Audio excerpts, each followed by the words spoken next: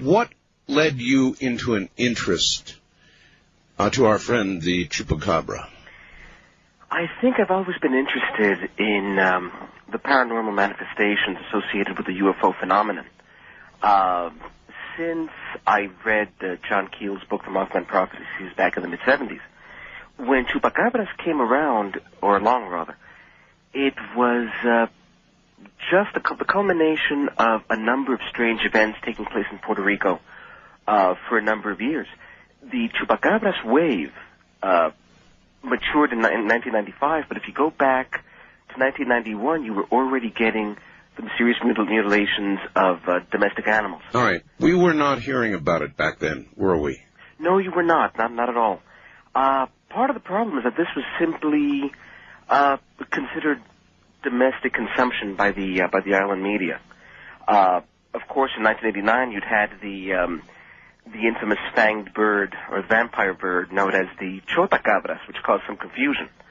And that was considered the source of many of the mutilations at the time. It's already confusing me. In other words, there was a bird that was thought to do these mutilations? Yes, indeed. Back in 1989, this bird, or rather a number of very strange fanged birds, was found on the island. These birds howled, allegedly, and they had reptilian characteristics. And certainly they caused a great deal of confusion among the population. Well, is it not true that birds are thought to be the modern ancestors of dinosaurs?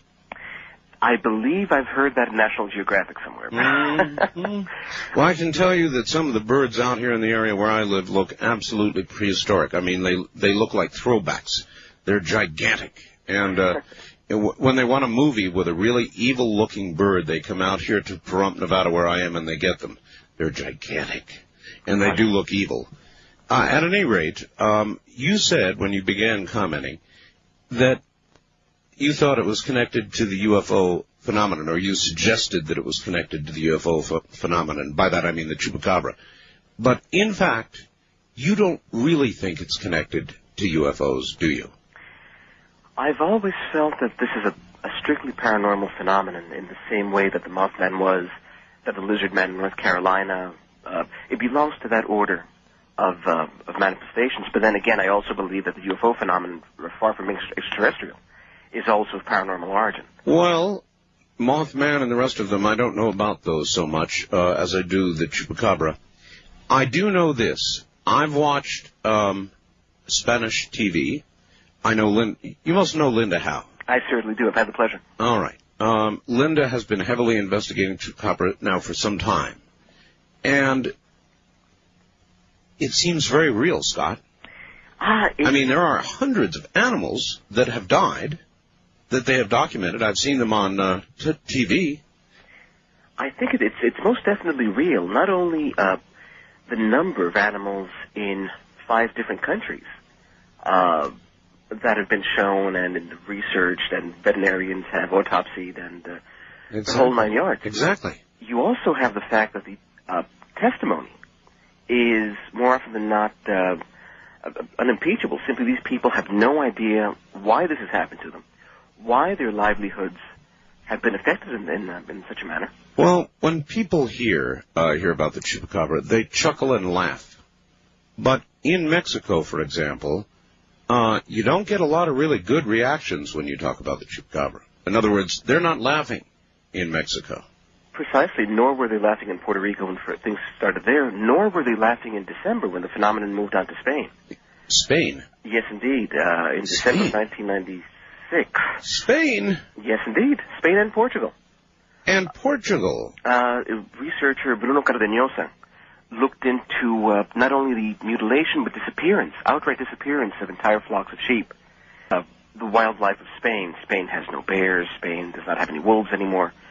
So the attack seemed to match what was going on in the Caribbean and in Central America.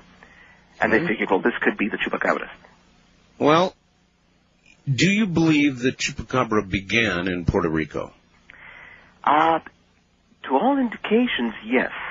This would have been in March of 1995, when a reporter for the WKAQ TV station first started to inform his audience of what was going on in Orocovis, which is a town municipality in the center of the island. Mm-hmm.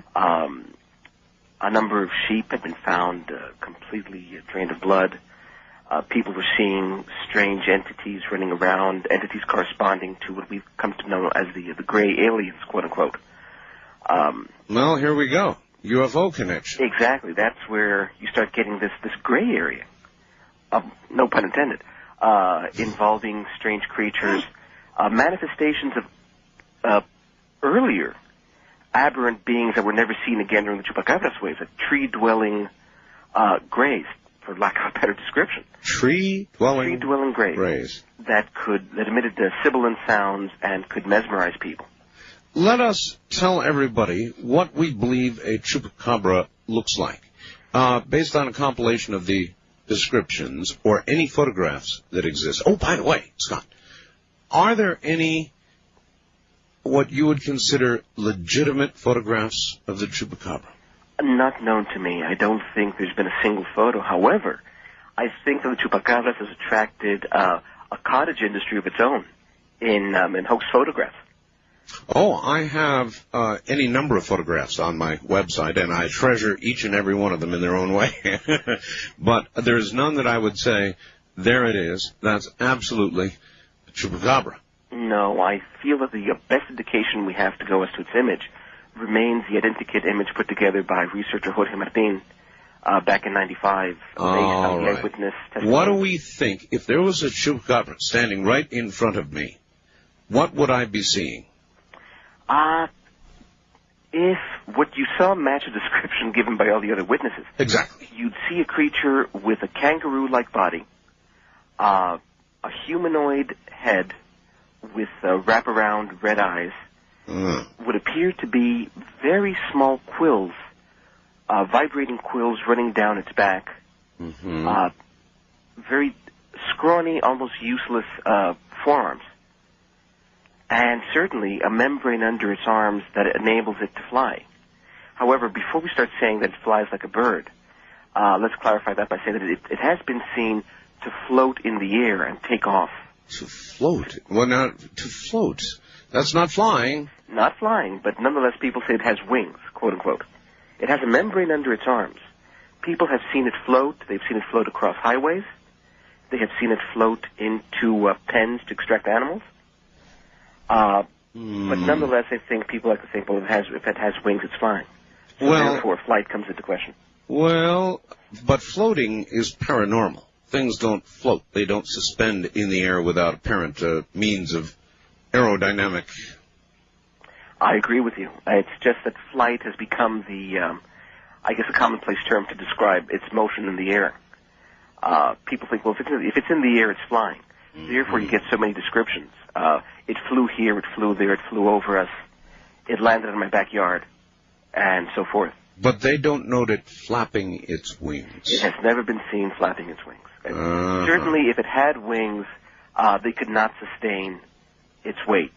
So whatever mechanism it's using to levitate, for want of a better term, has nothing to do with the little membranes under its arms. All right. What about its basic, teeth, fangs? The original drawing showed it as not having fangs. Then other witnesses said, yes, it has fangs, protruding fangs. And its most distinctive feature, what appears to be a proboscis of some sort that comes out of its mouth and is suspected to be the instrument used to puncture the animals which are later exsanguinated. All right. Well, now we get into what I consider to be pretty serious stuff. In other words, these animals, I've heard various descriptions of how they've been killed, but basically it comes down to this. They have puncture wounds in their neck. Outside, somehow, there's more. I can't remember. Linda said there were 2 puncture wounds, I believe, on the outside, and then some other kind of puncture wound on the inside. Is that correct? If I recall correctly, if you look at the photos of the victims, you can see that one single puncture mark, the instrument, whatever you want to call this proboscis, seems to have gone straight in through the organs. and sometimes piercing the organs, sometimes pushing them aside as it tried to drain blood. In many cases, we now hear that the creature has left its victims perfectly hollow. Hollow? That is, it's taking organs as well. How this can be accomplished is truly beyond the understanding of zoology. Certainly there's no natural creature capable of doing these things. And yet, in fact, the autopsies have shown this to be the case. Is that correct? That's correct, yes. In other words, that's the most horrible thing I've ever heard. In other words, it literally sucks everything from its victim as one would somehow suck an egg from a little tiny hole. That's a pretty good description, yes. Yuck. How many animals, Scott, have been so affected? If you were to, put together a compilation of everything from, the whole time. I think the range of creatures has run the gamut from racehorses in one incident to household cats and dogs. And if we tried to find a total, for Puerto Rico at least you'd have well over 1,000 animals. 1,000 animals. For Mexico, I'm not quite sure, nor for Central America. Okay. In Spain, they number in the hundreds. In the hundreds? Hundreds of sheep, yes. Now, surely the veterinarians who do the autopsies have got to say something. I mean, they come back and either all of the blood or all of the internal organs of these animals are missing. What do they say? Well, I think that the Department of Agriculture in Puerto Rico was steadfast in saying that this is just predator damage. These are either dogs or feral monkeys causing this kind of damage. Flying in the face of the evidence, of course. Has anybody ever seen a feral monkey do this? Apparently there have been troops of feral monkeys in Puerto Rico since a certain laboratory conducting experiments shut down or released a certain number of them into wilderness. And they have apparently managed to coexist with the local wildlife. Yes, and, but would they have the ability, physical ability, to do to these animals what has been done? No, nor certainly would wild dogs. However, I think it's the most convenient explanation, and it's the explanation that seemed to satisfy the endless, filling of bureaucratic reports. Well, it doesn't satisfy me. I'm not a scientist, Scott, but if something has been done like the removal of all internal organs or all blood, as far as I knew, Scott, the only thing that would take blood would be a bat. Now, they've got vampire bats. They're real. But they bite their victim, and then they lap up the blood. They don't suck all the blood out.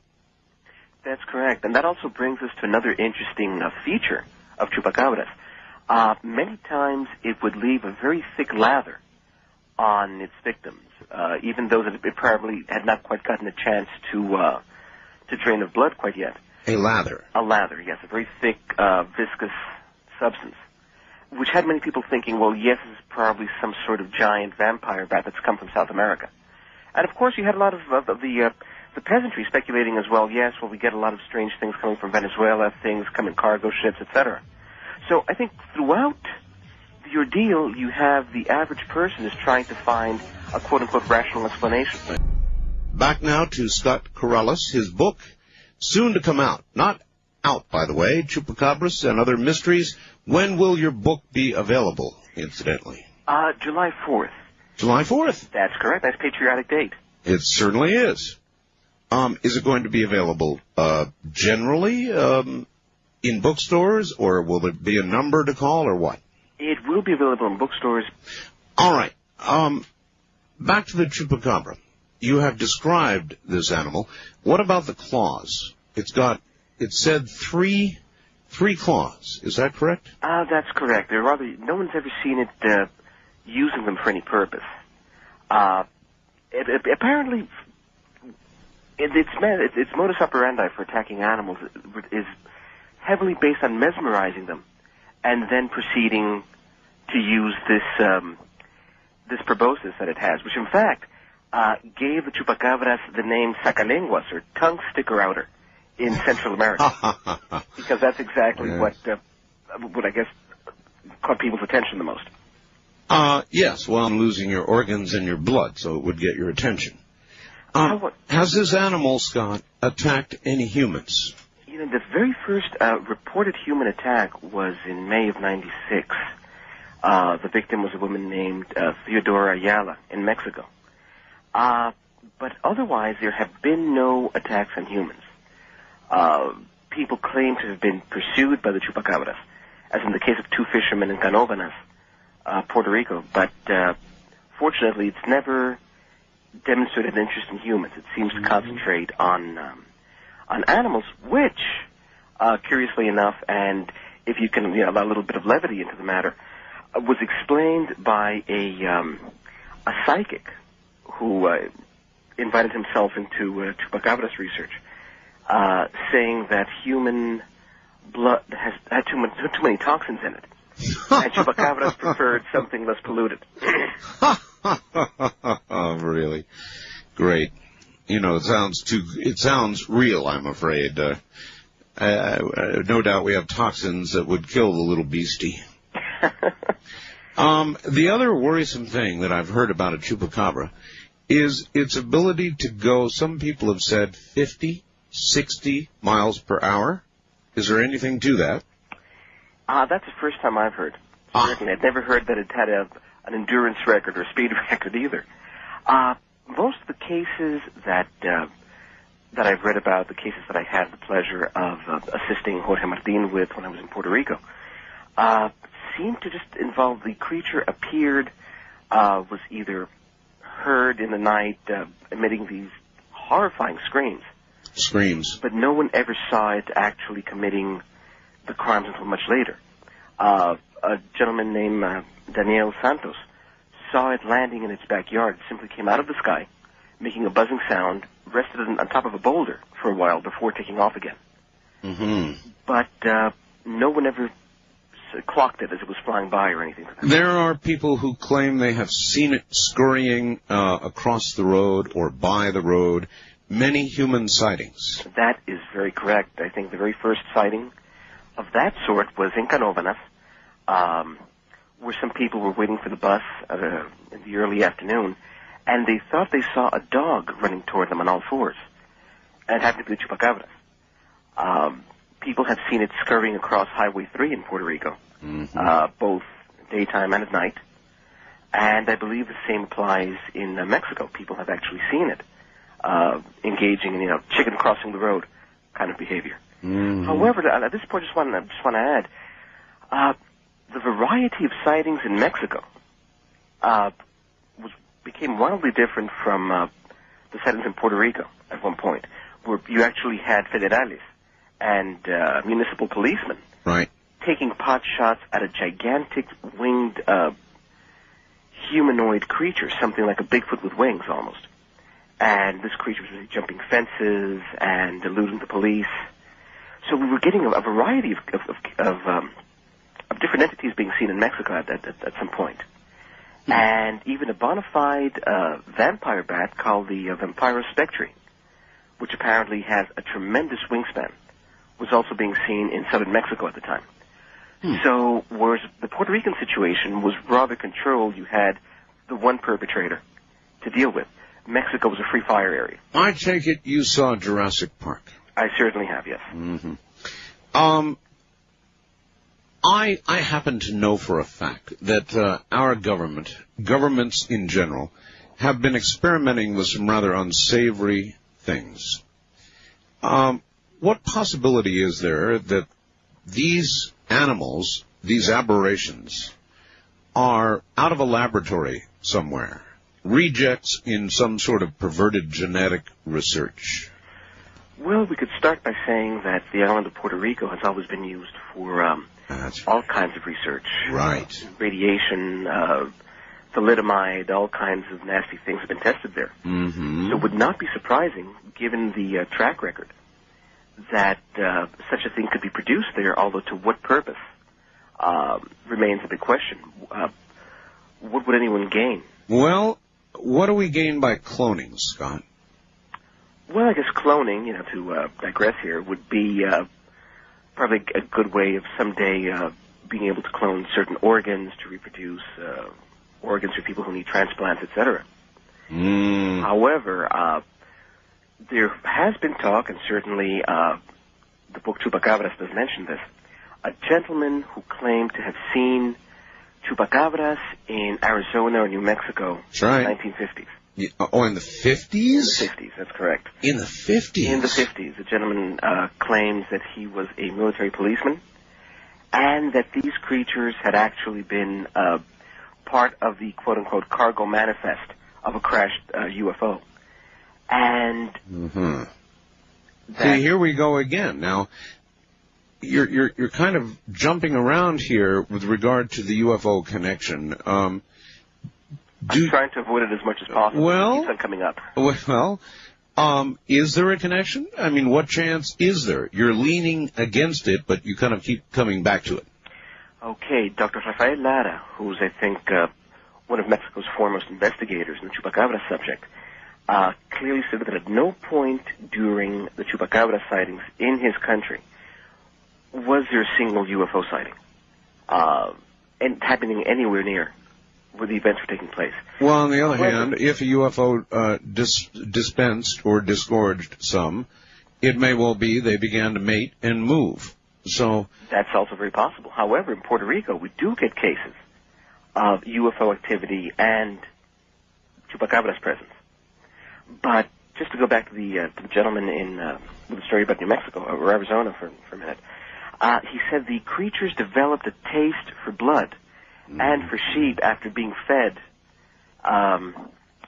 these animals. I guess they were in some sort of reservation up there where sheep were being raised or what have you.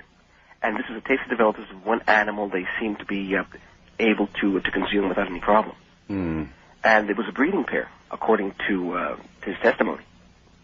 Well, again, I go back to the hard evidence. Hundreds, if not thousands, of animals with either their blood or all their organs gone. Is it not incumbent on those veterinarians that have done the autopsies to not put it off on dogs or some other thing because these animals could not do what is being done? Well, I'd just like to clarify that perhaps by saying you have any kind of state-sponsored veterinarian was, I guess, hedging his bets by using the ape and dog explanation. But you had medical photographers from the College of Medicine in Puerto Rico coming out and saying this is impossible. Right. You cannot have a 2-ton bull having all its blood, its liver, its heart extracted through a single orifice. Exactly. In other words, here we've got our government saying UFOs are swamp gas or they're flares or one thing or another, and we can argue about it till the cows come home, pun intended. If they do. Exactly. Or not. That's fine. Flares over Phoenix, whatever. But